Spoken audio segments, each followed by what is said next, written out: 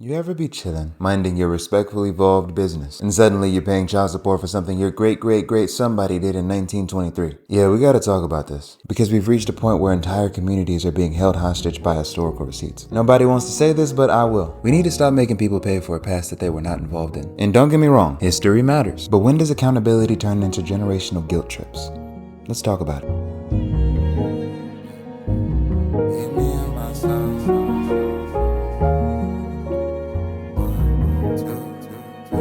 What's good, Wave Makers? It's your boy Complex, and today we're diving into situations where people today are still paying for a past that they did not live, and whether that's helping or just holding us back. Be sure to like and subscribe if you enjoy this content, and let's get into it. Where you at? Where you at? Where you at? Where you at? Tonight we are on the floor. Back in the day, being a woman was basically like being on hard mode in real life. Couldn't vote, couldn't work freely, and if you spoke up, you were hysterical. Men, on the other hand, were doing the absolute most. They had power, status, and they wielded that like a sledgehammer, from madman vibes to entire laws built to keep women in the kitchen. It was a hot mess, and yes, it left generational trauma, but somehow most of us men are paying reparations with our dating lives. The shift started as a push for justice, rightfully so, but it snowballed into an entire culture where being a man is automatically suspect. I really hate men, sorry. Oh, it's okay. What do you hate the most about me? The gel in your hair, sorry. No, it's What do you okay. hate the most about me? I don't hate anything about you. What do you dislike the most about me? I don't know. I just met you. You were pretty honest. You were very honest with the question I asked. I mean, I can't hate on that. Something to dislike. But I have nothing that I dislike. No, you have to pick out something. I don't That's have to. cool. No, it's not. Well, so you just made me insult you and you can't Well, insult me back? you could have said that you didn't have anything that you hated about me. But I can list off a bunch of things. Sure. I mean, list anything you want to. Just that you're a man. Oh, you opened the door for her? Must be trying to manipulate her. Like, bruh, I just didn't want the door to hit her in the face. A lot of men are hesitant to speak, to lead, or even exist, because just about anything we do can be twisted into being just like the men from the past. In case you forgot that men are awful, I posted a video about what the girlies are gonna do if we ever hit an apocalyptic situation and like life's never going back to normal. And there are currently almost 7,000 comments of women saying that they would themselves rather than deal with the men out in the world because they know that they would be abused, used, and discarded. The biggest problem with this mindset is that it turns everyone into suspects instead of allies. It assumes men are guilty until proven feminists. And instead of building real understanding in between genders, we get performative apologies, TikTok think pieces, and people terrified to even flirt. That ain't progress. That's trauma cosplay with no healing. What needs to change is the assumption that all men are benefiting from the patriarchy and are choosing to continue that legacy. Y'all ever notice how being a good man is like bringing spinach to a pizza party? Nobody asked for it. I used to be that guy. Flowers just cuz, random door dashes when she had a bad day, good morning texts, all that. She told me I was too nice, too predictable. Damn, I'm not supposed to hit you with chaos every Wednesday at 3 p.m. just for you to feel loved. You're just not exciting enough. I need a little bit of thrill. Exciting? Thrill? What you want, a boyfriend or a bank robber? So I watched her run off with a dude who has a full-time relationship, a part-time warrant, and then she got on Instagram Live crying, talking about, where are the good men? Where are all the good men? Why can't I find a good man? They don't hate good men, they hate peace until they hit 30 and realize red flags don't pay bills. Many of us today are actively unlearning toxic behaviors, embracing emotional vulnerability, and standing up for women, but are still being treated like time travelers from 1943. You can't build bridges while burning every new man that tries to walk across it. I think women use shaming tactics on men because, simply put, our ego can't handle their truth. That's it. Our ego can't handle what they're saying because how it impacts us either makes us less valuable in their eyes, and we don't want to accept that. What they're saying is offensive to us because we know that we're not that. So we find ways to poke holes in their thought processes so that we are somehow more attractive to them or more appealing to them, as if arguing someone's perspective is going to change it. Sometimes it does, but when we're talking about attraction, that goes much deeper. So I think, simply put, women shame men for their perspective simply because it does not work in their favor. And so therefore, we diminish, we disparage and discredit. Have we taken the man hatred too far? Now hold up. Really hear me out here. Because I just think that men our age, and I'm 27, so Gen Z to millennial, right? They were raised by really bad men. And did we ever give them a chance, is my question. And maybe we did, and I could totally be wrong. But I think men's suicide rate is 3 times to 4 times as much as women's. I think we put them in a box and we're not letting them out. And I'm worried about them. And you may be thinking, like, who needs to worry about the white men or the men in general? And maybe we don't, but because the world does grant them a lot of privilege. I will acknowledge that. But I think the privilege was mostly to their dads, right? And like maybe the 40-year-olds, 30-year-olds, etc.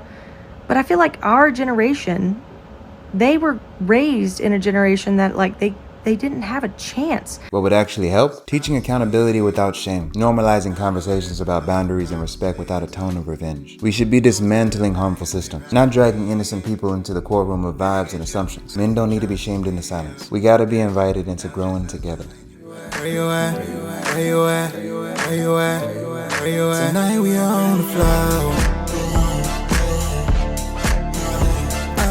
Let's be perfectly clear. Let me get a little closer so you can hear it, nigga. The history of policing in the U.S. is stained. From slave patrols in the South to the violent suppression of civil rights protests, cops have historically been the boot on the neck of marginalized communities. And that legacy didn't just vanish. It evolved. Police brutality, racial profiling, and corruption have been very real. And the system still needs major reform, like it may need to be broken down and built back up from the ground type shit. But here's the thing. Not every officer today is trying to cosplay as Bull Connor. A lot of young cops signed up because they believe in protecting people. Whoa, relax. What are you doing? What's your name? What's your name? 17? Okay. Hey, listen. Hey, Jimmy, we got it. Hold on. I don't want you to die. You got a family? You got a mom? What do you think? You got a brother or sister? What do you think they're gonna feel? Can I help you? I'm not here to hurt you. Okay, well listen. We'll take you back. I promise you I will personally make sure you're taken care of. All you gotta do is put that gun down. It's okay. It's okay. Listen, put the gun down on the ground. Stop. Hold on. Turn around. You're okay. You're okay. I'm sorry.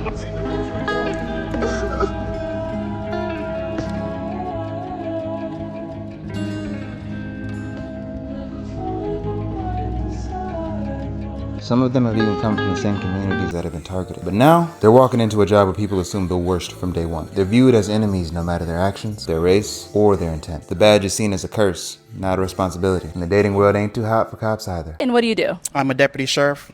All right, okay. And what are some things you like to do for fun? I like to travel. I like to go on trips. This has created a system of fear on both sides. We don't trust the cops. And some cops are so defensive they act like everyone's out to get them. You can't build safety or trust like that. At that point, it just becomes trauma ping pong. And while there are still dirty cops out there, not every officer today is guilty of past crimes. Some are genuinely trying to change the game from the inside, one day at a time. But we keep treating the entire profession like a monolith. It's not justice. It's definitely vengeance. And it makes it harder for the good ones to do their job. Look at this young man. Young man! Pull your pants up on your behind. Bitch, you can't pull them up. Excuse me? You excuse? Do I need to go tell Switch off of one of these trees? I already got one. You have a nice day, brother. Shit. When reform-minded officers get hated by the public and pushed out by the system, we lose the chance to change anything. The path forward is not easy by any means, but it is clear. Hold individuals accountable, not entire groups. Demand transparency, better training, but also create spaces for real conversations between the officers and the communities they protect. Let young cops prove who they are, not who they replaced. Where you at? Where you at? Where you at? Where you at? Tonight we are on the floor. The model minority myth is one of those sneaky compliments that's actually a trap. Asian Americans especially have been caught in this narrative since the mid-20th century. Portrayed as hardworking, smart, quiet, obedient, and basically the blueprint for how to do minority right. But let's be real, this wasn't about celebrating Asian people. It was about using them as a wedge to downplay the racism against black and brown communities. The reason why it is that we don't talk about Asian American discrimination is because everyone assumes that as model minorities, Asians are fine. They're a small group, everything is fine, they're rich, they're successful, yada, yada, yada. And that's the model minority myth. The model minority myth is that Asian Americans are all successful. Of course, that's not actually true because Asian Americans are such a big, big, big group. So this is from a Pew Research article that was published in November 30th, 2023. So it's very recent, right? It's just in the last year. And it says that 32% of Asian adults say they know at least one other Asian person who has been threatened or attacked because of their race or ethnicity since the beginning of COVID-19. 63% of Asian adults have experienced a situation where they assume to be not creative thinkers, not good leaders, good at math or science because they're Asian.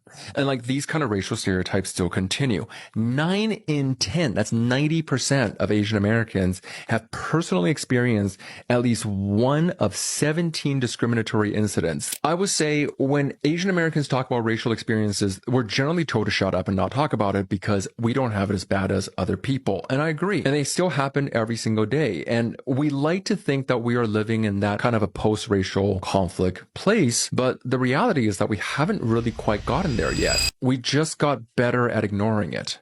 This myth was born out of America's Cold War image problem. The US needed to show that it wasn't a racist mess to the rest of the world, so it spotlighted successful Asian Americans, while ignoring the decades of discrimination, exclusion acts, and internment camps. It painted a fake picture of equality through selective storytelling. Fast forward to today, and now children of immigrants are under pressure to be perfect. Straight A's, no noise, keep your head down, and don't complain.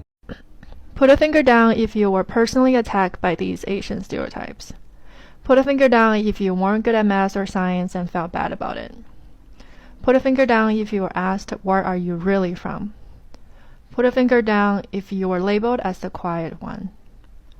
Put a finger down if someone else repeated your ideas and got credit for it. Put a finger down if you want to quit your STEM major or job, but you struggle to develop other interests outside of the one you like that you are forced to pursue. The problem? Nobody signed up for this role. These kids are now expected to live up to a stereotype that they did not create, while also being blamed for being complicit in white supremacy because they were seen as closer to whiteness. They're attacked for staying silent, even though that same system taught them that silence was survival. And they're often overlooked when it comes to mental health, discrimination, or identity struggles. The model minority myth? Are you guys familiar with it No. at all? It's a racial stereotype that paints Asian Americans as a more successful minority group. And you guys have heard the stereotypes. Oh, those stereotypes are good stereotypes. Asians are good at math. Asians are doctors. They're all doctors. And the problem with that, it's like internalized by a lot of Asians. Asian Americans are typically less likely to seek help for things like mental health. The suicide rates for Asian American women is like 30% higher. And it trivializes Asian American and a bunch of Asian community stripes because like they're all lumped into like, oh, it's Asians. Asians are doing well. It neglects the fact that there's a bunch of like diversity in that community, but because like they're under this umbrella term of Asian, it's like, oh, see, there's no problems in the Asian community. The reason like people like you guys should care about it, it's also targeting other minorities because it's kind of in a way saying, why can't you guys be like Asian people? Why can't you guys get over the racial discrimination? Because what it is it's essentially just propaganda. Racial discrimination doesn't exist because look, Asians do well, so therefore everybody should be able to do well. No one wins in this narrative. So now, you got a whole generation walking around with anxiety, imposter syndrome, and cultural confusion because society expects them to be the buffer between white guilt and black pain. That's not fair. It's not their burden to carry. They're navigating generational trauma, racism, and the weight of being used as political pawns, all at the same time. The change starts by dismantling the myth. Celebrate diversity within immigrant communities. Stop expecting quiet excellence as proof of worthiness, and stop using one community to shame another. We need to just let people be flawed, complex, and human. Where you at? Where you at? Where you at? Where you at? Tonight we on the floor. You know you saw it coming. Slavery, Jim Crow, redlining, sundown towns, mass incarceration. The list goes on and on. For centuries, black people in America were systematically oppressed. And white systems, not just individuals, were the architects of that pain. And while some progress has been made, the echoes of that pain are still loud. So loud, in fact, that a lot of modern white folks are stuck trying to prove that they're not like that anytime that race comes up. Tell me something that white people say to let you know that they're low-key racist. Happy you asked. I made a list. Why is everything about race? Or why do you make everything about race? I'm okay with it as long as they came here legally. Doesn't matter if you're polka dot, green, purple, I love everyone the same. I'm colorblind. I teach my kids not to see color. I'm not racist. Holds up a picture of themselves with a black friend or relative. I've never had it easy. In response to a conversation about privilege. What about White History Month? Huh? Why don't we get one of those? Why can you guys say it to each other if I can't say it? You don't sound black. You're a very well-spoken person. He should have just complied. Did you go to college on an athletic scholarship? That was over 400 years ago. Get over it. I didn't own slaves personally. I'm not racist. I like Asian women. How is that even racist? Calm down. Everyone's just so sensitive. The guilt? Heavy. The overcompensation? Heavily real. It's like there's two speeds, performative wokeness or defensive denial, and both happen to miss the mark. A lot of well-meaning white folks have ended up walking on eggshells, saying things like, I don't see color, while also tiptoeing around everything black like it's a trap. It's not that they're to blame for slavery, but now they feel responsible for fixing a wound that they did not create. You guys made us look like fools for years, kissing people's feet, and entire groups following along with it all, just like absolute idiots. It all started with division. George Floyd, Palestine, and it just continued to grow and got so big that it started to transcend and not even be just about race. It very quickly became about anyone that wasn't a cis straight white man. And of course the white saviors started popping up everywhere. Remember when everyone was posting a black square on Instagram and of course this ridiculous meme, iconic. People now are out here saying that they wouldn't exist if it wasn't for trans women. I would not be here without trans girls. If y'all had just listened to black women. That's not justice. That's confusion wrapped in fear, and it creates more division. You got people scared to speak up at all because they're scared of saying the wrong thing, or others who double down in frustration and blame diversity for all of their problems. That fear and resentment, that's how we end up with culture wars instead of cultural progress. The shift we need is from guilt to accountability. Let's talk about moving past white guilt. First of all, realize that you're not alone, and recognizing this guilt is the first step in being actively aware of the injustices that plague our society today. An effective way to move past white guilt is to use this guilt and turn it into something else. Convert this guilt into action. Use this opportunity to educate yourself on the beautiful different cultures we have in the world. Educate yourself on why diversity and inclusivity and even equality is important and necessary in this world. Expose yourself on the nuances that exist in our society today.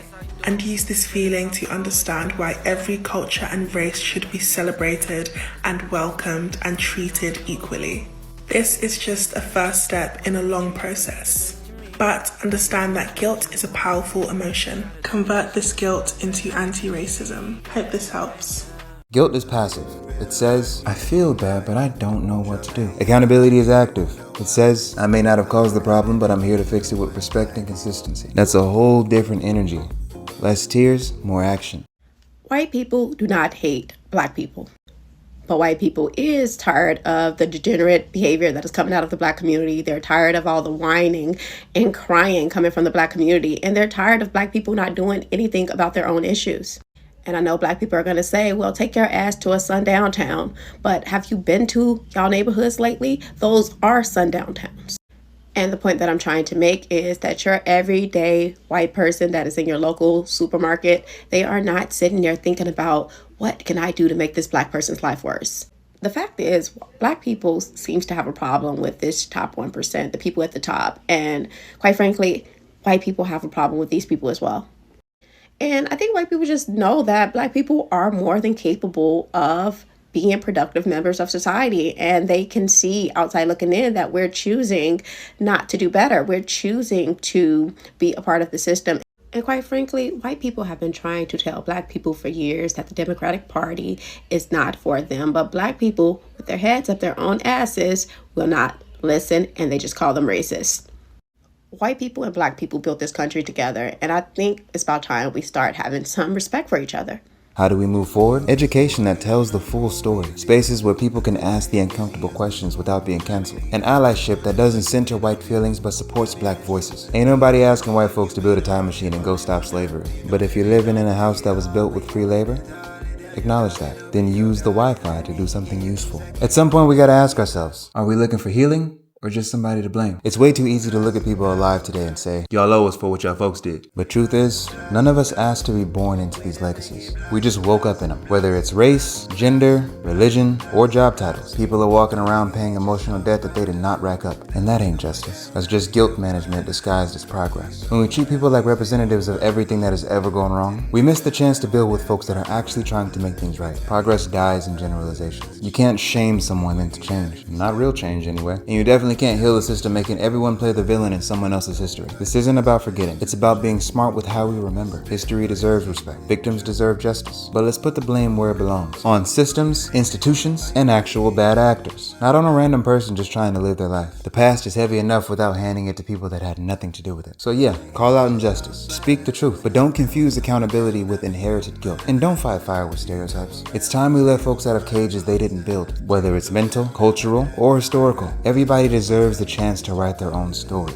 not be trapped in somebody else's chapter. If this video made you think, go ahead and like it. Share it with someone who's stuck in the blaming cycle. And drop a comment on which one of these topics hit you the hardest. And if you're feeling real bold, hit that subscribe button so we can keep having these uncomfortable but necessary convos. Because healing doesn't happen in silence. It happens right here. When we talk about it, laugh through it, and grow past it. Thank you for tuning in. If you made it to the end, you are an amazing person. And your support goes a long way in helping me provide more thoughtful and engaging content as we grow. Until next time, much love. We out of here. Peace.